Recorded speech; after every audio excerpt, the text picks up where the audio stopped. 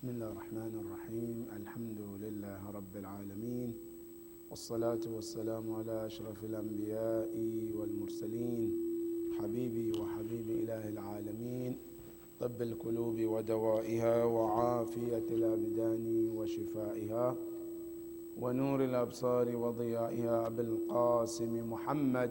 اللهم صل على وعلى أهل بيته الطيبين الطاهرين المعصومين الذين أذهب الله عنهم الرجس وطهرهم تطهيرا. اللهم صل على محمد. I would like to request Surah Al-Fatiha for the Ruh Al-Marhum Al-Shaheed Al-Namr Bakr Al-Namr. May Allah be pleased with him. Al-Fatiha. Bismillah.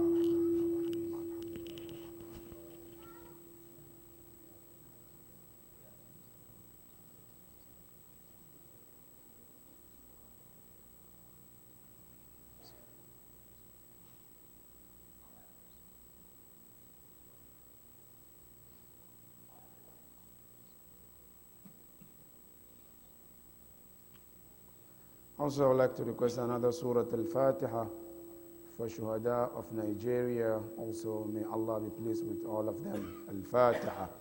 Bismillah ar-Rahman ar-Rahim.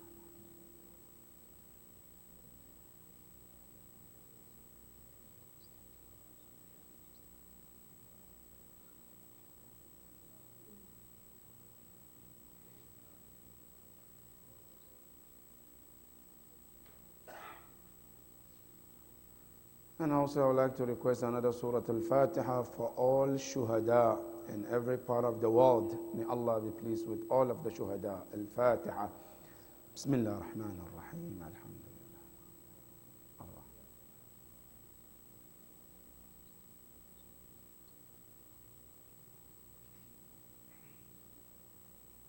Sallu ala Muhammad wa ali Muhammad.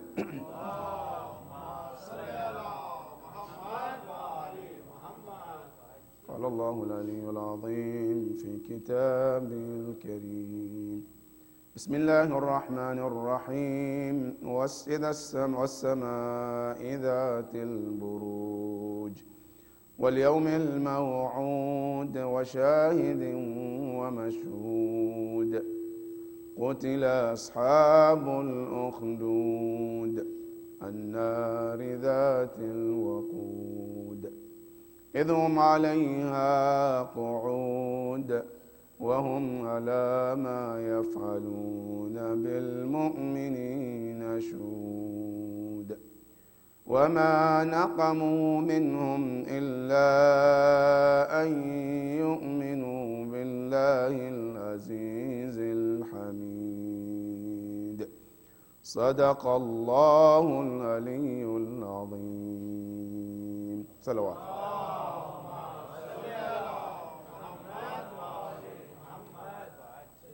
This ayah was revealed upon the Prophet while the Prophet was in Mecca. It's one of the Surah Makkiyah.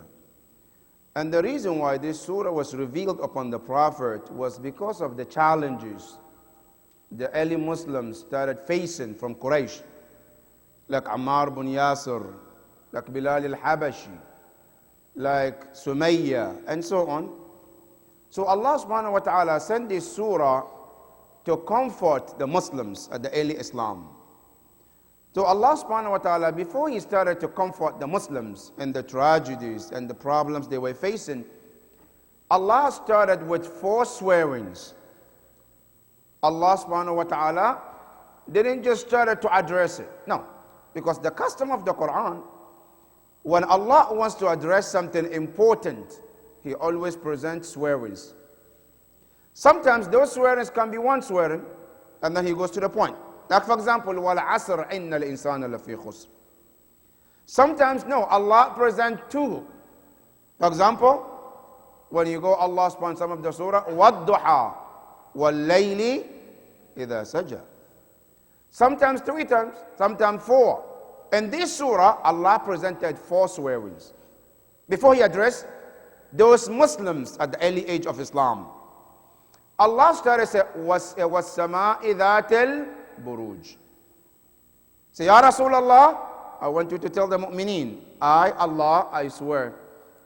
As-sama means the skies, the heavens. That al-buruj, the heavens that contains al-buruj, towers. And that is one of the secrets of the heavens that we see. When you look in these skies, we only see clouds. But according to the Quran, it's not just clouds as we see. It's towers. And some of the scholars and Mufassirin, they say every tower contains 12 towers within itself. But we just see clouds. Allah subhanahu wa ta'ala says, I swear by the heavens, that al-buruj. That's why I say buruj, not that barj. Al-buruj means one. But buruj means so many of them. And Allah subhanahu wa ta'ala didn't stop. That's the first word. It says, وَالْيَوْمِ الْمَوْعُودِ. Also the second word says, I swear by the promised day. What day is that? Is the day that Allah promised all the prophets. Every prophet from Adam alayhi salam up to our prophet, every one of them, when they come, they tell their people, they say there is one God and then there is Qiyamah as well. Whatever you want to do it. But remember that there is a day coming, you have to stand in front of Allah subhanahu wa ta'ala. And that is one first comfort that Allah is telling mu'mineen. Right? That everything that is happening in your life as a mu'min, keep in mind that it's not gonna go just in vain. There is a day that people will be held accountable. An oppressor, he can kill as much as you want to kill. Let him kill. Right? But one thing is, everything is happening in the sight of Allah. And that's what Imam Hussein said. He said, أَهْوَنُ مَا نَزَلَ بِي أَنَّهُ نَزَلَ عَلَيَّ بِعَيْنِ اللَّهِ. So what makes it easy for me, Imam Hussein said on the day of Ashura, that whatever I'm going through is happening in the eyes of Allah. That's what makes comfort. Because he knows this will not go in vain. The killers will be brought to the justice Yawm al-Qiyamah. They can get away here, but they cannot get away on the day of judgment. That's why Allah says, وَالْيَوْمِ الْمَوْعُودِ. That ayyuha al-mu'min, a believer, whatever tragedies that you go through, let your heart be comfort. That will not go in vain. The blood doesn't go in vain. It's impossible. That's why Allah says, وَالْيَوْمِ الْمَوْعُودِ. Then Allah added another comfort. He said, وَشَاهِدٍ وَمَشْهُودٍ. Allahu Akbar. Ya Rasulullah, whatever is happening to the mu'mineen, there is shahid. Somebody is witnessing. And it's recording every single thing that is happening. That is why Allah tells mu'mineen, وَلَا تَحْسَبَنَّ اللَّهَ غَافِلًا عَمَّا يَعْمَلُ الظَّالِمُونَ إِنَّمَا يُؤَخِّرُهُمْ لِيَوْمٍ تَشْخَصُ فِيهِ الْأَبْصَارِ. So, Ya Rasulullah, tell those oppressors that whatever they're doing, do not think that Allah is not witnessing. Allah is aware about it. But Allah is waiting for a day that every eye will be on them, then Allah revenge. So don't think that oppression is going to happen, that's it, and it's going to be go, and that's it. No, the day is coming. And Allah said, وَشَاهِد, there is the one that is witnessing. And a shahid here, and tafsir, they say Rasulullah. Because in Surah Al-Ahzab, Allah said, إِنَّا أَرْسَلْنَاكَ شَاهِدًا وَمُبَشِّرًا. A shahid, Rasulullah, the witness. Everything that is happening, Rasulullah is watching.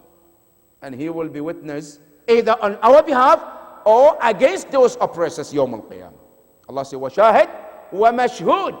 Al-mashhud, the witnessed one, what is happening. Then Allah subhanahu wa ta'ala goes to talk about one group of people called Ashabul Ukhdud. You know, this of this, when Quran tells us about this, is to give us a comfort. So that you know that this is not a sunnah of today. What is happening in Saudi Arabia, it didn't start today. Killing oppressors, killing oppressed, and killing people, it started from way before even Rasulullah. Then Allah tells us about the story of Ashabul Ukhdud. Who are the Ashabul Ukhdud? Ashabul Ukhdud, there are so many tafasir about who they are. The first tafsir said, they were people who happened to live in a city of Sham. And they were believers. Then they were tested with a king, an oppressor. What happened? That king wanted all of the people of that time to legalize alcohol. You want them to drink alcohol because he drank alcohol and you want everybody to drink it to become legal. We will say, no, we are not going to drink. If you're going to drink, you go ahead. But we are not going to drink it. Then he said, if you are not drinking it, I'm going to force you to drink it.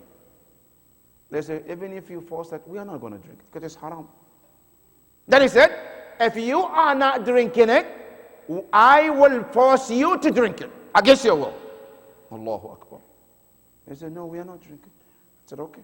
It's an option here. The option is two. One is, I am going to dig a ditch and put a fire in it, and every one of you who disagree with me should go into the fire. Or he will be killed and thrown in that fire.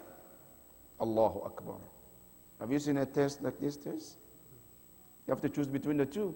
Either death or your deen. Then they started looking at each other. What should we do? They finally decided, we prefer to die over to drink alcohol and be on his religion. Then what happened? They started jumping in that fire alive. Allahu Akbar. Each one of them started jumping one by one, until all of them got killed in that fire, burned alive. And that's why Allah said, قُتِلَ أَصْحَابُ الْأُخْدُودِ النَّارِ ذَاتِ الْوَقُودِ. They set up a fire, flaming, right? وَهُمْ عَلَى مَا يَفْعَلُونَ بِالْمُؤْمِنِينَ شُهُودِ. And they were sitting watching. They're comfortable watching, killing mu'mineen alive. That is one tafsir. Tafsir number two. They say Ashab al-Ukhdud, it happened in Yemen. In Yemen, by one of the king called Dhu Nawas, one of the oppressors of that time.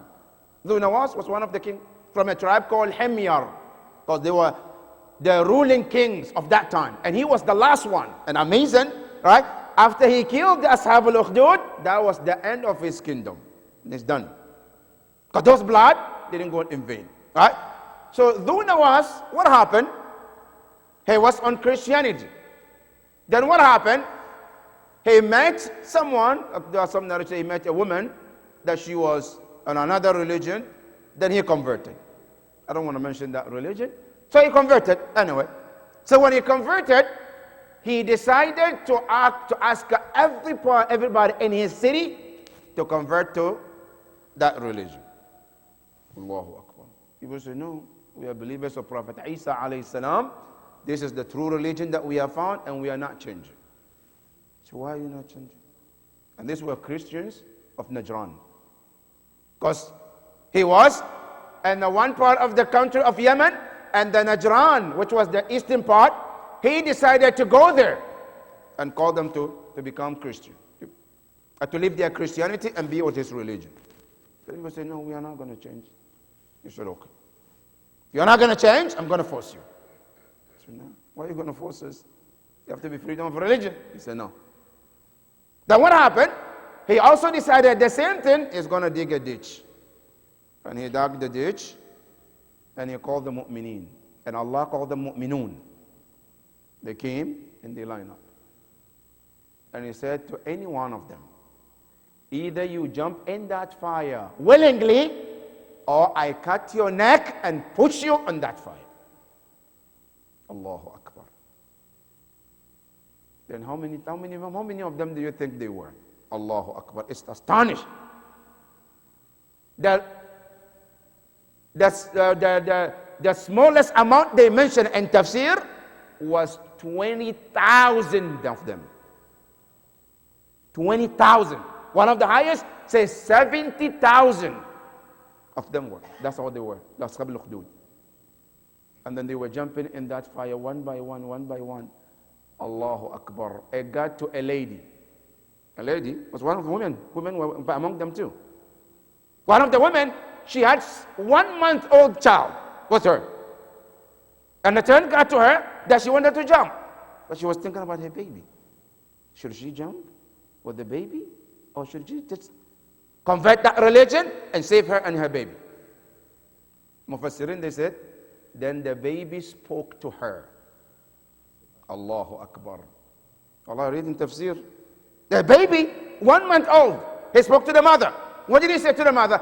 He said, Ya ayyatuha al-um, oh my mother, He said, do not hesitate in throwing yourself in this fire.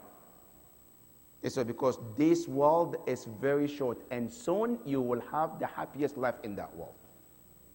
Allahu Akbar. A baby was telling the mother. The mother, when she heard this, she jumped in that fire with a baby, which was 1 month old, and they all died in that fire. And Allah subhanahu wa ta'ala said, وَهُمْ عَلَى مَا يَفْعَلُونَ بِالْمُؤْمِنِينَ شُهُودٌ. They were watching when they were doing this.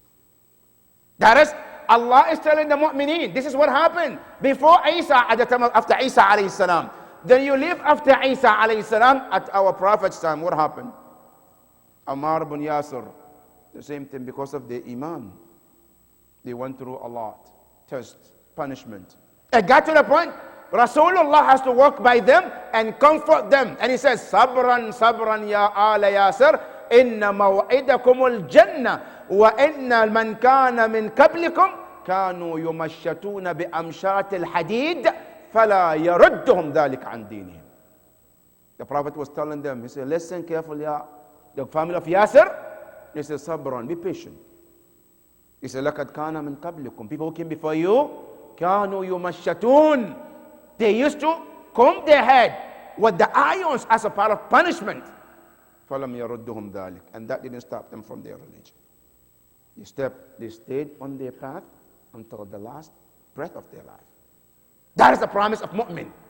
Doesn't matter. Things doesn't come to change my iman. They stick on their belief regardless. And that happened. One of them is Bilal al-Habashi. Bilal al-Habashi was a slave. He was put on the desert. And you know, those who have been to Saudi Arabia, you know how hot this country is. One of the hottest countries in the world. When you put a meat on the what do you call, outside, Allahu Akbar. Few hours you see like, MashaAllah, it's like you're cooking it. That is Saudi Arabia. Bilal al-Habashi was being brought out without a shirt, and they put him on this heat. And is that all? No, no, no. There is another person with the stick hitting him. He says, stop being a Muslim. Believe in Hubal and Lat and Uzza. And he will respond, Ahad, Ahad, Ahad. That is those people. Now you come back after the Prophet. What happened? You think that's it? No. Every prophet, every generation, they have to go through that. Imam Ali alayhi salam, his time was the same. One of them is known as Hijr ibn Adi. Hijr ibn Adi was one of the great companions of Imam Ali. They went through the same thing. Right? Hijr ibn Adi, his crime was he loved Imam Ali. What happened? They brought him. After Muawiyah decided he has to be killed. And his crime is because he is the lover of Ahlul Bayt. When they brought Hijr, and Hijr was Hafiz al-Quran, was the whole Quran. After they put the law, they finally made a decision, they will kill him. And Muawiyah told his soldiers, before you kill him, face him towards the Kaaba. Allahu Akbar. Like you want to slaughter an animal. Normally, one of the teaching of Islam, when you slaughter an animal, you face him towards the Kaaba. So he said to his soldiers, I said, before you kill him, face him towards the Kaaba. He faced him towards the Kaaba. Then he read this ayah, وَجَّهْتُ وَجْهِيَ لِلَّذِي فَطَرَ السَّمَاوَاتِ وَالْأَرْضِ حَنِيفًا مُسْلِمًا وَمَا أَنَا مِنَ الْمُشْرِكِينَ. I turn my face towards the one who created the heavens and the earth. Hanifan, on the path, on the straight path. وَمَا أَنَا مِنَ الْمُشْرِكِينَ. And I'm not one of those who associate Allah with anything. Muawiyah got mad. He said, no, turn him the other way. Instead of facing towards the Kaaba, turn him.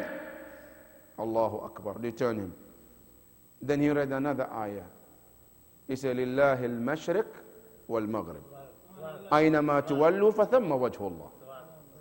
You know, the east and the south belongs to Allah. Whatever you face is the face of Allah. Right? Because he doesn't want to face him towards the Qibla. Then Muawiyah became mad. They said, now, turn him facing on the ground. Alright? So they faced him on the ground.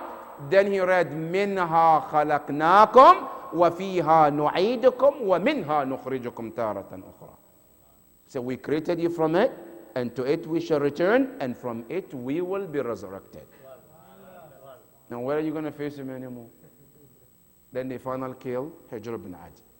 But look at how Allah says in Surah Al-Buruj that all the oppressors, they will never kill an innocent life and get away with it. No, they have to pay price for it. Now, after Muawiyah killed Hijr ibn Adi, you know what happened? Allahu Akbar. The first punishment, he could not sleep unless he see Hijr in his dream. Every sleep Muawiyah goes, he wakes up and he started saying, Waili min Hijr. Woe unto me for killing Hijr. And he kept saying that until he died. That is the punishment of Zalim, killing innocent life. Now you come to our life today, Saudi Arabia was one of them too. That today when you hear a Sheikh al-Nimr, rahmatullah ta'ala alayh, when you speak about the oppression they go through, even freedom of religion doesn't exist in Saudi Arabia today. I'm a Muslim, I am a Shia, I want to have a gathering about Allah, Ahlul Bayt. No, you cannot. This year, when we went to Hajj, even in hotel, there's no gatherings. They're scared of every gathering. You want to mention about Ahlul Bayt, they cannot stand it. Shaykh al-Nimr was saying, he says, I was born and raised in this country, right? He said, I never ever felt peace in this country. Allahu Akbar. And he said, I'm over 50 years old. Okay? Half of a century. But I never felt comfortable in this country. Not only that, he said, when we were born, when we were growing up, this is from Nimr. He says, when we were growing up, they put a fear in our heart to the point we are even scared of the walls of our own houses. That is kind of the life that they have in Saudi Arabia. They didn't have something called peace. They didn't have anything called freedom of religion. They didn't have anything called a peace that you can talk about something. And anybody who comes out to dare to say something, that's it, you have to be killed. That was the system that they live in. And it got to the point, he has to speak up. Because the Prophet and Ahlul Bayt, they taught us, as-sukutu anil haqq shaytanatun kharsa. When a person becomes silent on telling the truth, he said that is being a dumb shaitan. Have to speak up. That's the teaching of Ahlul Bayt. Right? Because in Islam, when an injustice is taking place and I see it and I don't say anything about it, then I and the person are sharik in that. Because there's one hadith Allah said in Hadith al-Qudsi, they say, يوم القيامة وإذا جاءت القيامة نادى مناد من عند الله. There will be a call from Allah. أين الظالم وأعوان الظلمة. Where are the oppressors and those who were their partners? And then Allah will say to the angels, He said, أخرجوا كل من عان ظالما حتى ولو بالقلم ليكتب به. He said, bring everybody, whoever helped any oppressor, even giving the oppressor a pen to write to them. That's why, our Imams, alayhim salam, they were against any kind of oppression. And you go Imam Musa al-Kadhim, alayhi salam, with Safwan al-Jamal, that's what happened. Safwan al-Jamal, when he gave his camels to Harun al-Rashid to go to where? To go to Hajj. Imam called Safwan, Ya Safwan, would you like him to go safe and come back? Safe? He said, yes. Allahu Akbar. He's going to Hajj? Hajj! You would think? But the Imam said, even you are not allowed Islamically to give your camels to a person like this to go to Hajj. Immediately, Safwan al-Jamal have to run behind him. I want my camels. I'm not renting them anymore. Harun al-Rashid said, I know where this is coming from. I know it's from Imam Musa al-Kadhim. Because that is how Imams are so particular with Dhalim. And the reason why Shaykh al-Nimr was killed, because he was vocal. Now you go back and look at the Saudi Arabia and the life and the system. Every oil that Saudi has, it comes from the eastern part, right? Where the Shia lives. But when you go there, that is the poorest part of the country. They take all the blessings and they leave them empty-handed. Allah, when you talk to some of the brothers from there, they tell you that when you go there with all this money and all this oil and all this money that is being funded everywhere to raise terrorism, when you go to Saudi Arabia, in some part of the Qatif, there are people who don't have 2 meals a day. There are some people, they are that poor, and they are not allowed to even speak about injustice. One time, one of the Shia brothers wrote, I could draw a cow, and the milk was like in the eastern part, and then the meat was being used in other part of the Saudi. That was enough to put him in jail. Because why? How dare would he draw something like this to let people to know how injustice is happening in Saudi Arabia? That is how worse this system is. But one thing, brothers and sisters, no blood will ever go in vain. The oppressors, one thing they're missing, this blood are the reason what makes changes. Look at every country today. When you see every country that has received the freedom, there is some kind of blood, red color, indicating that the blood that was given was the reason of this change and this freedom. If they think that killing one person, that's it. No, that is the beginning of the change. Because Allah subhanahu wa ta'ala will never let this life that has been taken unjustly to go free. No, it has to be paid off. Sooner or later, it has to be paid off. And that's what we see in Karbala. What happened? In Karbala, when they killed Imam Hussein alayhi salam, they thought that was it. They won, and it's over.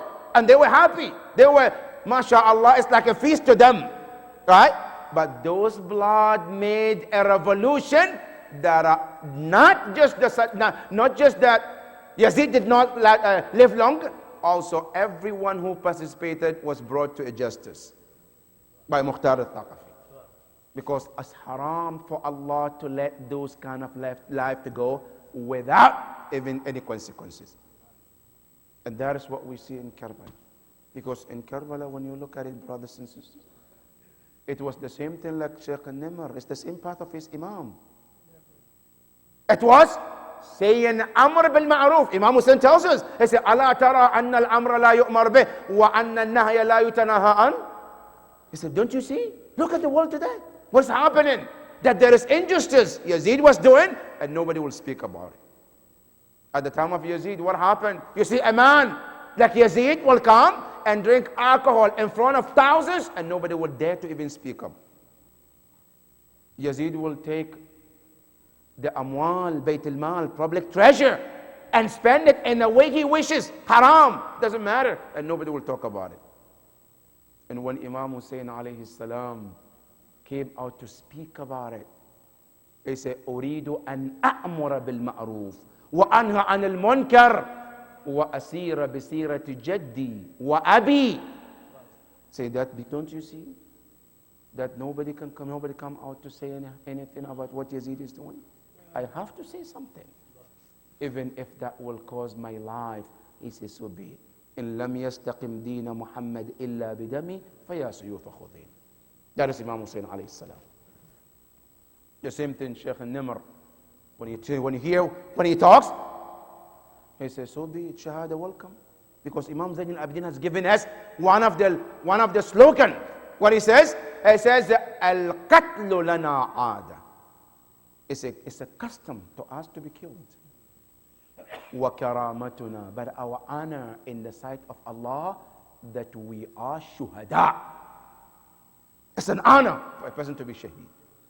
It's not a joke for one to be killed in the path of Allah. Imam Hussein alayhi salam on the day of Ashura, when he saw that all of his companions were dedicated. Allahu Akbar. What a great companions. When Imam Hussein himself talks about them, he said, Wallahi inni la a'lam ashaban abar wa awfar min ashabi hadi. He said, I don't know of any companions out there in the history who are very dedicated like my companions. And Zainab Salamullah alayha, she came the night of Ashura, she says, Ya akhi, my brother, hal balawtahum, did you test them? Are they really going to fight with you? Or are they going to leave you alone? Then Imam Hussein alayhi salam said, no, wallah balawtahum, I tested them, but I'll test them again tonight. And then when Imam Hussein gathered them, and he said to them, he said, Ya ma'shar al-qawm, my people, innahum la yuriduna illa ana, they want nobody but me. وَلَوْ وَجَدُونِي لَخَلُّوا سَبِيلَ غَيْرِ. If they find me, they will let anybody to go. He says, أوصيكم, my advice to you, اتخذوا الليل جملا. He said, take tonight to be the night that you can leave, wherever you want to go. Allahu Akbar. Wallah, there is no leader like Imam Hussein. Have you ever seen a leader telling his soldiers, you're allowed to leave? And even if you decided to leave, he said, I'm telling you, the best time to leave is at night. So you don't feel bad about yourself, you don't feel shy, you don't feel people looking at you, watching you. I said, no, go freely. Allahu Akbar. Then one of the companions comes forward. And you look at Imam Hussein, I say, Ya ibn Rasulillah, وَمَا جَوَابُنَا عِنْدَ أُمِّكَ الزَّهْرَاء. What would we say to Zahra يوم القيامة? When Zahra asks us, why didn't you support my son, Hussein? What would we say? He said, La wallah, that will not happen. Zuhair ibn al-Qayn, he came forward, he said, Wallah, لو أقتل وأحيا وأقتل وأحيا 70 مرة. If I will be killed and be brought back to life, and be killed and be brought back to life 70 times, and 70 doesn't mean by number, mean as much as possible. He said, Wallahi la atrukuka abada. He said, I will never leave you. وَكَيْفَ وَهِيَ مَوْتَةٌ وَاحِدَةٌ. He said, why should I leave you when I know it's just one death? There is no return back. All right? After that, every one of the companions say the same thing. Allahu Akbar. Until all of them went one by one to one of the great companions of Imam. Habib ibn Mudahir was an elderly person. He was Sheikh as well, like Sheikh al-Nimr. At his last moment when he was dying, one of the companions came. He said, Hal laka wasiyya? Do you have any will? Do you want something for me to do for you? Allah, he said with a thin voice, he said, Usika bil Hussein. He said, my all I wish is to save Hussein. He says, Qatil duna. He said, please save him, whatever it takes. That's all I need from you. Then he said, Wallahi la un'imanna lak. He said, Wallahi, I'll make sure that takes place. I will do just that. Every one of the companions gave them their life for Hussein, for Islam, for Ahlul Bayt alayhim salam. Until the last moment when Imam Hussein went to go and say goodbye. Then the mother met him and his wife met him on the way. Ya Aba Abdullah, al-atash, al-atash. He said, thirsty, thirsty, look at your child. He said, we have no water in this tent. وَلَوْ قَطَرَ, not even a drop of water. فَهَلِّ الْقَوْمِ أَنْ يُسْقُوهُ. Can these people give him water? Imam Hussein brought this infant. And he looked at them and he said, Ya ma'asharul qawm. Oh, you people, if I'm the criminal, what is the crime of this infant? مَا ذَنْبُهُ بِأَيِّ ذَنْبٍ قُتِلَتْ. I said, إِن لَمْ تُصَدِّقُونِ. If you don't trust me, then take him and give him water and bring him back to me. When Imam Hussein said that, then the companions divided into two. Some say score, some say la to score. Then Harmala was in there. Umar ibn Sa'ad al-La'in ibn al-La'in. He looked at the Harmala, who was the one of the best shooters among those shayateen. I said, اقتلوا الولد حتى تقطعوا النزاع. I said, I ask you, Ya Harmala, kill the baby to end the dispute among my soldiers. Imam Hussein was holding this infant in his hand, hoping for water for this child. Then the narration says, فَسَدَّدَ الْقَوْسَ نَحْوَ رَقَبَةِ هَذَا الطِّفْلِ الرَّضِيعِ. Then Harmala took his sword towards this child. The narration said, a baby was in his father's hand, hoping for the water. Imam Hussein was looking in the sky. فَإِذَا بِالْوَلَدِ يُرَفْرِفُ كَالطَّيْرِ الْمَذْبُوحِ. Suddenly Imam Hussein saw Ali al-Asghar was moving. The narration said, like a tayr al-madboo, like a slaughtered bird in the hand of his father. Imam Hussein looked, فَإِذَا دِمَاؤُهُ تَسِيلُ. His blood was gushing from the neck. Imam Hussein put his hand under the neck of Ali al-Asghar. The hand was filled with the blood. Then he threw it in the sky and he says, إِلَهِي لَا يَكُونَنَّ هَذَا أَهْوَنُ عَلَيْكَ مِنْ فَصِيلِ نَاقَةِ صَالِحٍ. Ya Allah, this crime should not be less crime compared to the crime of those who killed the camel of Salah.